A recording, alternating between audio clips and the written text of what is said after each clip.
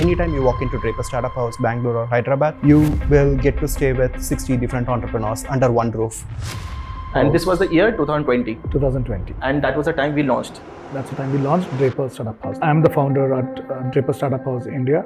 The panel does matter. Who you are putting in the panel, that draw a lot of attention. Topic is the first, second is the...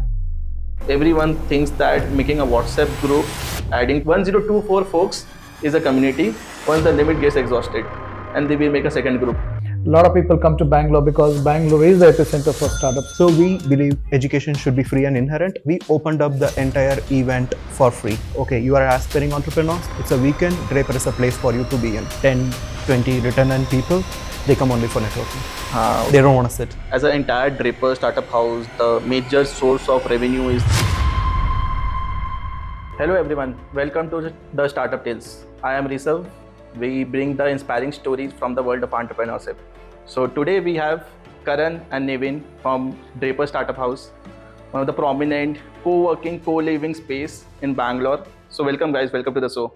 How are you guys doing today? Thank you, Rishabh. It's a privilege to be part of this, I would say, discussion, right? So good format. I love this format. And thank you so much for the invitation. Okay. So before we start, just a quick introduction. Where you guys from? What you've been doing before Draper? Where you studied? Everything about you guys individually. So I'm a Bangalore boy.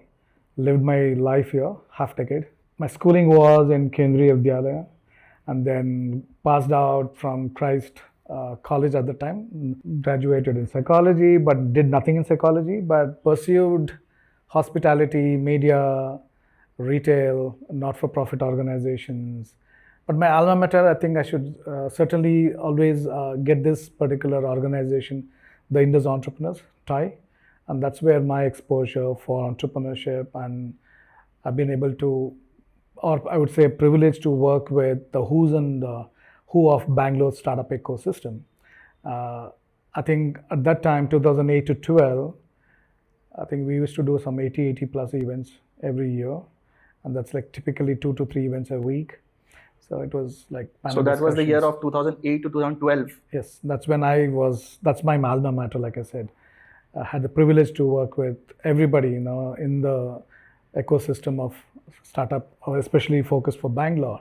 And TIE was a prominent organization doing a lot of entrepreneurial, events, panel discussions, mentoring, workshops, networking, opportunities for entrepreneurs to leverage this platform. TIE, and then later I've been privileged to do this India's largest startup festival in Bangalore, 2012 to 15. So that was the eye-opener for us to understand what was going wrong. So organization needs to do summits, Pan-Asia events, huge, crowd pulling events. But we always felt there was a need of being inclusive, where when you say startup, it is more tech inclined. But I would always say, but what about people like foodpreneurs, designers, artists, wannabe entrepreneurs in the space where they're doing their gig works? They never got an opportunity, but they were running their enterprises. So Startup Festival was that platform to be inclusive and actually touch upon these people. Got it. The Startup Festival was a name in 2012. We worked with the government of Karnataka. We worked with TIE as collaborators and partners.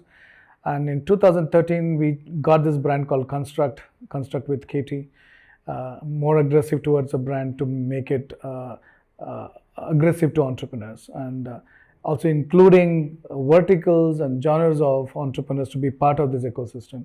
So it was more vibrant, fun, no more your suits and boots and going to the hotels and doing these banquets. And it was more like fun, music, open mic sessions, mentor-mentee kind of dating sessions. Startup crawl is something that we kind of invented there. Exactly like how you do pub crawls, an opportunity for people and attendees to go to the startups and hear stories from entrepreneurs there in their own offices, and exposure for them also. So that was something which was very interesting. And then later we did this co-living and a co-working space. We did our research. While we did our research, we found out that a lot of people come to Bangalore because Bangalore is the epicenter for startups and entrepreneurs. People come here to explore their startup ideas, investments, events, networking opportunities. And the best part is not the traffic, but the weather. We still are good at weather. Yeah. So we thought, why don't we do something which is could end up being a cohesive place for people to live and work together. We did a survey, and the survey was very overwhelming. When we asked people, we called up who are startups, entrepreneurs, business travelers, and gig workers, or freelancers. The outcome was straight away, we loved this idea of living and working in a space. So we experimented in a very nice house in Indiranagar. Response was crazy. Later we grew to another property in Koramangala. And then Tribe Theory in Singapore were trying to do something of this sort. And then we realized that they realized that we were ahead already 2 years. The negotiations happened. We gave away the brand, but we still were empowering it was powered by Construct. So it was called Tribe Theory Startup Hostel. From Construct Startup Hostel, we became Tribe Theory. And before that, actually, Nivin, what about you? Where did you study? Where did you came from? How did you met Karan and joined him? So I'm from a tier 2 city in Tamil Nadu called Erode, and I did my engineering in Tamil Nadu. Then I did my MBA in Delhi in Amity University. So then I worked for 1 year in HCL Infinite as a sales manager. Then I thought why I should do MS as well. Then I went to Germany and I did a MS in data science. Then I created my own startup, something called Tutu Owl. Oh my God, I miserably failed, honestly. So I was trying to build it. I just came back to Bangalore to bring this idea to reality. Then I stayed at Construct Startup House. Then I started as an intern. Now, I had community and partnership for Draper Startup House. So quite a journey, honestly. Yeah. Interesting. So before we jump into various topics about community, co-living, co-working all together, like the famous building which we see in Koramangala as of now today, when did it got constructed, how it got incepted? We all know Tim Draper, why the name of Draper is associated with this. What's the story behind this entire structure and how it came into existence, how people started knowing Draper Startup House, all these things. Can you throw some light on this? Sure. I think whenever I speak about it, I go back to that bygone, era, I would say, or bygone days where I was, it still gives me goosebumps when we really were, in this journey of raising funds and nobody, no investor was convinced. The investors will say, it's too asset heavy business. Where is the numbers? We like to see numbers. And that was the era where all the technologies to make 10x, 50x, 100x, right? And we were like, oh, we are impacting community. We are building, community where these ideas can thrive, right? In that whole journey, when like I mentioned, Tribe Theory came in on board. That was a kind of a savior for us. And with that kind of association, with that money that we had, we always dreamt of this place which could be exclusively for us. See, the house and villas had their own challenges.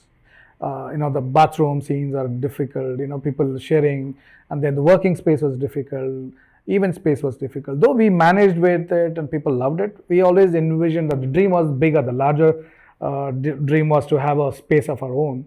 Okay, it was 2021 itself. 2020. 20. Yes. And in the meantime, 2019 and 20, is Tim Draper was in Singapore, saw Tribe Theory Startup Hostel. They pitched to Tim and they say, you know what, this is a beautiful concept and impacting communities of entrepreneurs. We need to look at this and see if there is a possibility of acquiring. But apparently my partner in 2017 had gone to the university in Draper, in San Mateo, at the Draper University, had pitched the same idea to Tim, but Tim was not convinced because he never saw numbers. Exactly. But when his team came and proposed this idea, they loved it. Draper acquired Tribe Theory and Construct Startup Hostel. Okay, both together and then this name came into existence. Yes. Construct Startup Hostel, Tribe Theory Startup Hostel. Our name was changed to Draper Startup House. And this was the year 2020. 2020. And that was the time we launched. That's the time we launched Draper Startup. What a brand to be associated, right?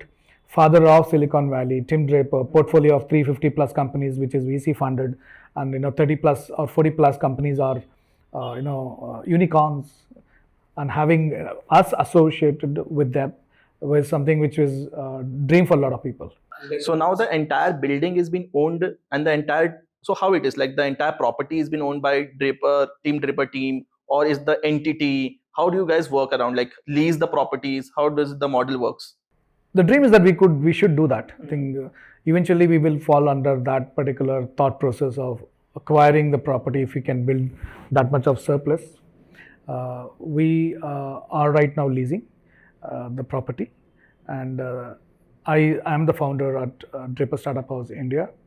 So we do quite a bit of engaging collaborative events, activities, hackathons, workshops. I think it's just not the living and the working space. So now is the entity is been owned by Team Draper and the Yes, team. yes. You guys run the entire show in India. Yes. And recently I also saw, like I believe 6 months or 1 year before, you guys launched in Hyderabad also. Yes. Like it's a part of this only, or is like separate thing? Who looks after that particular property?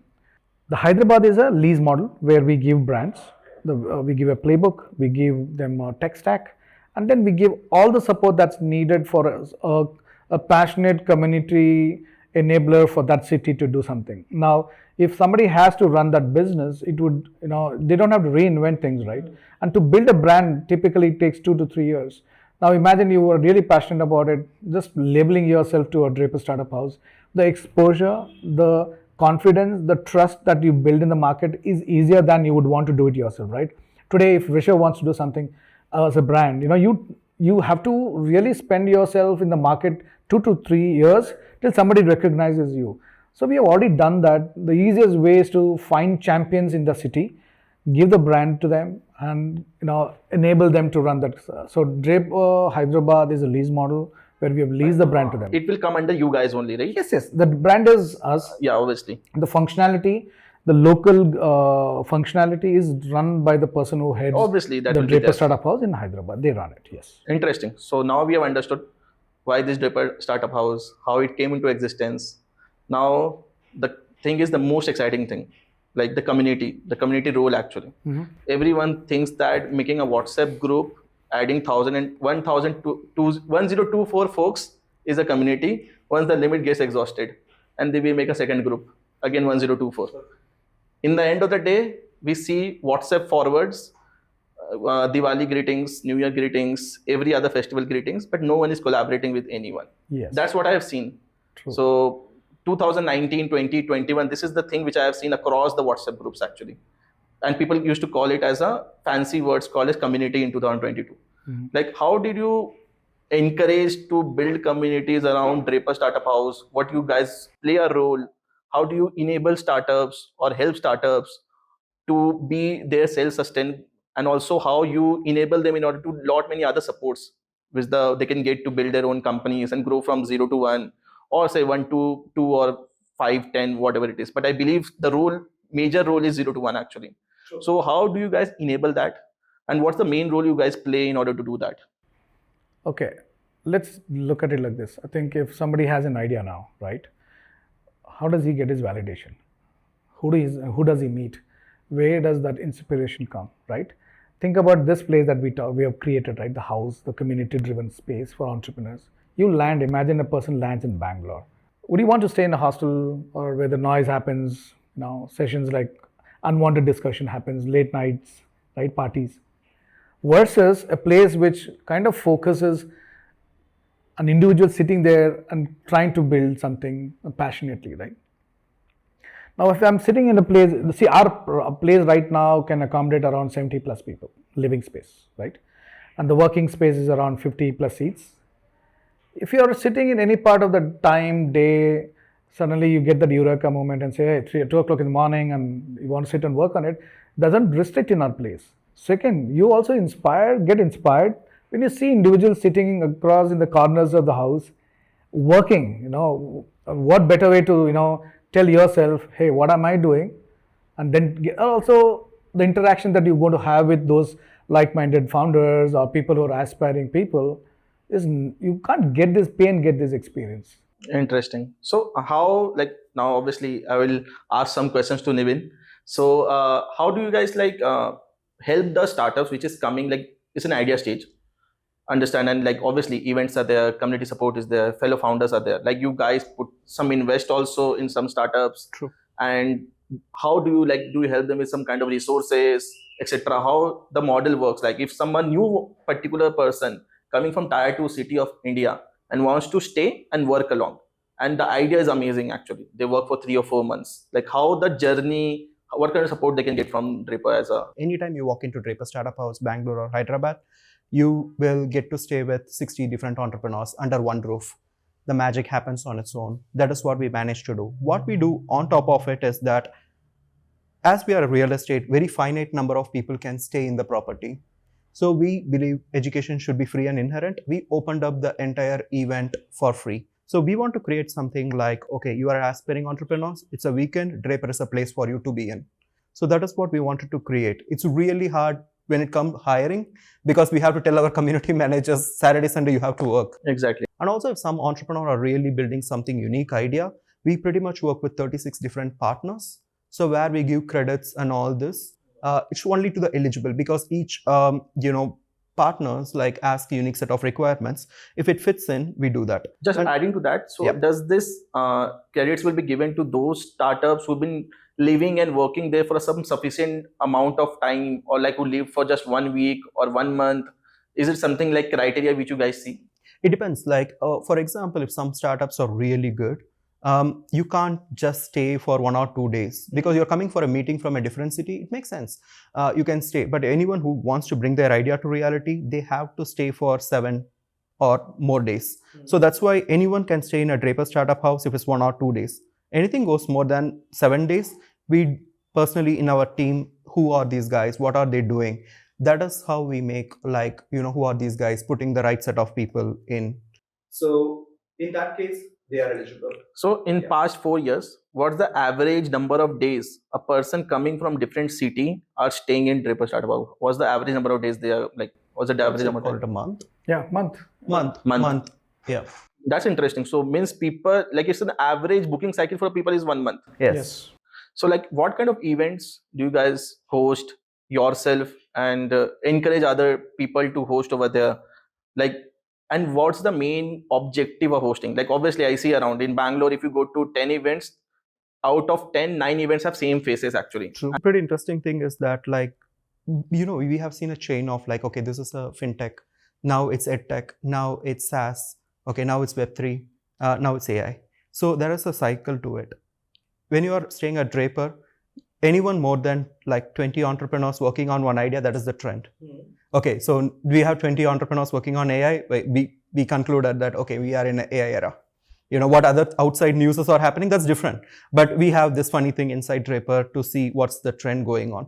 So the out of 80%, the events which you guys host is an open-ended events. Like how do you curate that? How do you make sure that one face is not appearing for 10 events? And every time you are seeing that particular person with no particular agenda and just traveling around the entire meetup or doing some random stuff. How do you ensure that such kind of people are not allowed? Or like, how do you ensure that to make it more fruitful for the new ones actually? Because might be a scenario that 50% people are the same people and 50% new people will come always. That's how what I have seen. Might be different numbers according to you. How do you ensure that that particular 50% are not destroying the experience of the newer ones? True. The average footfall for each event at Draper Bangalore is somewhere 80. Yeah, 80 people, 80 folks, yeah, 80 aspiring entrepreneur or entrepreneurs. In that, whatever we do, still there will be 10, 20 of them coming. But we are fine by it. I will tell you why. It's a knowledge sharing. What the VC panel we are going to have tomorrow is completely the knowledge which they must have gained. It's different from what they gained. Last week we did like bootstrap founders. That is completely different. So we don't do too much curation, even if I try to do, but people will walk in. And it will be a very bitter situation also to do the gatekeeping and things like that. So, but the only problem is as we are a real estate, right? There's a very limited number of, so they have to stand or something like that. But yeah, we can't do honestly much. But the curated event, which is the rest of the 20%, it will be pretty strict. We close up the venue and we make sure who is who, and whomsoever is attending will know what are all the other people and things like that. But the majority of the 80% of the event, there will be always the attendant people. Yeah. And what type of event does usually work? Like where 4 or 5 panel people are speaking for 1.5 hours and 30 minutes of open-ended networking, or like straight away open-ended networking where people are getting to know each other actually? Because what happens nowadays, this people avoid going to events where like 4 different folks are sitting, obviously experienced folks, telling something for 1.5 hours. Obviously, they also learn a lot, the new ones. But the ones who are coming usually, how do you ensure that which one is working, which is not working? Like the open-ended ones where the panel is not there, and open-ended one where the panel is there. It's a pretty interesting question because you mentioned the one or like the 10, 20 return people, they come only for networking. Okay. They don't want to sit. So to add to that, Rishabh, your question is very valid because it's not always one-sided gyan sharing sessions, right? But people, when we ask them what is that extra or what is that is not happening, what is that you expect, most of the people, they said, yes, gyan is fine, interaction is fine, but I couldn't meet the rest 50, 60, 70 people in the crowd, which I feel as a founder would have cracked some interesting deals or got connected to an interesting co-founder or got to meet an angel investor where I was taking fund. Probabilities are different. So certain events just focus for networking is the best way to do the avoid to your problem statement that you said. You'll find those regular faces who just come there just to network. And for them, it is not the GAN, but to meet interesting founders. So focus on, so even the topic sometimes also kind of draws interesting new faces. When we do trending, businesses that's thriving, then get to those kind of topics, then you'll find very new, fresh kind of people coming and attending these events. Yeah. And also I missed out answering that. I missed out on that part completely. The panel does matter. Who you are putting in the panel, that draw a lot of attention. For example, a VC panel, still there will be less people, but a VC panel with top-notch VCs, that will draw a lot of this one. Yeah, exactly. It can be community. I think it's, as Karan mentioned, the topic is the first, second is the speakers.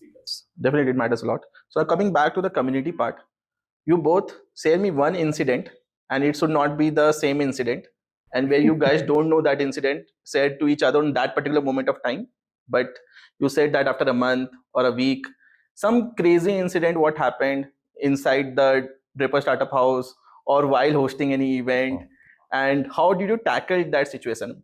So one is the physical space itself, right? People live in our space. And second, also we have like 4-5 groups, which is from a founders group to a residents group to a group which is kind of open to everybody. And then the living space. Living space, I think you will come up because it's living space. Young entrepreneurs go party, come back. You have instances where they were not in their senses, and then they go to another room and urinate thinking it's a toilet, right? It is a living space, sharing space. It has happened. It's and then how do you tackle that? But at least for the fact that the person who kind of experienced that was good enough to say he does this, he did understand this, kind of accommodated, and we had to subtly keep it low with nobody else knew about it. So it's also a problem for women residents, because they'll say what is happening here, because we have to be very, very cautious, because for us the priority is on hygiene and the security of everybody. In fact, not only women, we also regard everybody as our guest there. So we have cameras installed everywhere. We have a 24 hours staff at the counter who is going to cater to these kind of situations. A random person, a random brand, different brand actually approached you that they want a space to host an event, and obviously they are now going to invite people. They are going to create it actually. Absolutely. You don't have control over that. Oh yeah. How do you ensure that they are doing the right thing? Number one, bringing the right set of people, and third, nothing mishap is happening during that event. So Rishabh, we do like a proper check, oh my God. On whom actually? Yeah, on the host. We check his LinkedIn, social presence, all this thing. But trust me, it's not going to help. So one day I got a call, someone called us and asked like, hey, I saw an event in Draper tomorrow, and the event is, the ticket price is 9,000 rupees. I was like, wait, what? Okay. We don't monetize on the event because we want education should be free, and we try to share the knowledge for free. So we don't do that at all. Then we checked back, then the guy who is hosting, and he literally paid us some 6K for the venue, and he's charging 9,000 rupees to share your idea to 3-4 VCs on that day. So it was like really not informed us and things like that. So these kind of situations, it comes really, really So this quickly. was from the end of host actually. Yeah. So this was the host where you guys might have missed this one. Obviously, True. got more super cautious. True. That from now onwards, we need to check the type of events these guys are doing, True. all the URLs, everything, Absolutely. etc. So that came into the knowledge, and now you guys are superb in that. So have you ever selected anyone requesting you that I want to be in the speaker panel? I'm gonna give you 50,000 rupees, 1 lakh rupees actually. Such kind of instances, have you encountered it? And like, not even if they're not offering money actually, if someone has just offered themselves to be a speaker in from upfrontly actually, like have you chosen someone from their category? Not as a speaker, but a lot of brand wants to promote as a sponsor and things like that. Okay. So I always check with Karan whatever it is when it comes to monetary thing, and Karan says absolutely no, it's fine. Even though we are not going to make money out of it, it's completely all right, but not we should not be doing this and things like that. Because even the bank, let's say as a sponsors want to do a bank, we make sure which bank it is we wanted to be resonate with, or we share the same thought process and something, which is a small bank who want to sponsor our events, which is like so right. So our major focus, like as an entire Draper Startup House, the major source of revenue is like the co-living, The living space, yes. and nothing from the events, branding, sponsorship, nothing like that, correct? We do have certain collaborations with legal firms, accounting firms when somebody onboards. That is very different actually. Yeah, so that's only, otherwise there's If no like other someone you have revenue. referred to, actually now they are giving you the referral fees actually. It's a Yes. referral thing. Events, I don't think so. We No, don't. events we thoughtfully or cautiously we have not taken that. Like Nivin has been kind of mentioning this again and again, that we want to do this as much as it as free. What happens is like in Bangalore, people do look for space in order to host the event actually. Like people host in cafes or like some co-working spaces actually. So there's some charges involved in that actually. So for you guys, it's like you select the people that who can host, and you're not obviously charging them actually, but you do select, right? You can host, you cannot host actually. Yes, we do. We do curate that, and a proper due diligence is done on that. And like one of our good partners is Ichai Jatin, who has been doing fabulous job. I think he doesn't get revenue, I think, but the way he has built his network and speaker profile is humongous, not only in India, across the globe, right? So what his achievement is, I think it kind of resonates with our ideology, because he needs a venue, he needs a place where this vibe and energy comes in, and he's always there from the day one. When he started, he's always worked with us and he's been hosting events with us. And of course, we do our own curation and our own panels and discussions and other partner. I believe that he's the like most number of events by hosted by him only, I believe, right? Yeah, weekly once is, of course, certainly he does one event a week with us. Okay, and then you guys do your events also? Yes. We do 2 a week. 2 a week. So what's the roadmap from here actually? Like obviously the community is there. People know you guys in Bangalore. Like someone calls me also that they are coming from Delhi, Gurgaon. 2 days they want to stay. I just tell them you can just call these folks, Draper Startup House, you can stay there. So now people know that actually. I believe people staying in Bangalore are knowing. People coming outside from Bangalore actually, they also get to know when they visit actually, because in some of the events which I hosted, I also see that some people told me that I came just yesterday and I get to know about this event actually. So that thing is sorted now. But what road map ahead from this? Like what do you want to build across in the coming 2 or 3 years? How do you want to maximize this community and bring more and more knowledge sharing and the fruitful things to these startups? So we felt as an entrepreneur, when you are like say think about Rishabh, 6 to 8 weeks if somebody is living, but then another aspect again, the impact is when people like you, there are other 10-15 people being part of this accelerator program, is doubles or compounds this impact on them, right? And for especially we are talking to those startups who are in that early stage, with certainly impact, I feel. Think about a startup living, working there, attending events, being part of a program like this and getting funded. And ultimately I also want to work with our university, that's the Draper University, which does a 5 weeks crash course on entrepreneurship, which I and Nivin had the privilege to be part of it. Understood. So 3 quick questions for the people who are traveling from different parts of India, who want to stay in Draper. 3 quick questions to that actually. One, what's the occupancy percentage across the month? 85 to 95% across the year, I would say. Okay. And how can someone book when they want to stay there in a Draper Startup House? So very interesting, I'll say. Most of our bookings is not through the platforms like bookings.com, Make My Trip, Hostel World or Airbnb.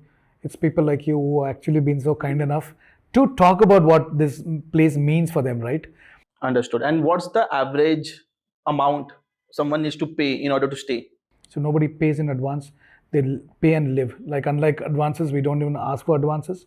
People, our room starts from like 600, 700 on a dorm. Okay, and what's the size of the dorm? How many people can stay? So we have a 2-bed dorm, just 2 beds. Then we have a 4-bed dorm. Then we have a 6-bed. This is the max that And we for have. 6, 4, and 2, what's the price? So we start at 700, 800, and 1000. Okay. And for someone, if you have private rooms also Yes, we do have private room. So our bed is at 2,500 a bed. per day. And how many private rooms do you have? So we in Bangalore we have around 6, and but that also varies, Rishabh. So when you do monthly, we discount it. Obviously, if I want to stay for 30 days, then obviously I cannot pay. I won't be paying 75,000 rupees actually. Exactly. So we do, cuts down. It's very very throwaway negligible price that we offer. We also understand the pocket size of entrepreneurs, right? They are doing jugaad, they're saving money to build their enterprises, the businesses. We are very very startup friendly pricing. I think nobody can compete in terms of pricing and what we are giving it to them, like a very hygiene place, a very neat, and to say we are a no smoking no drinking space, that adds on to a lot of people feel very comfortable. Women feel comfortable, men who really have those habits, they still want to be in our place.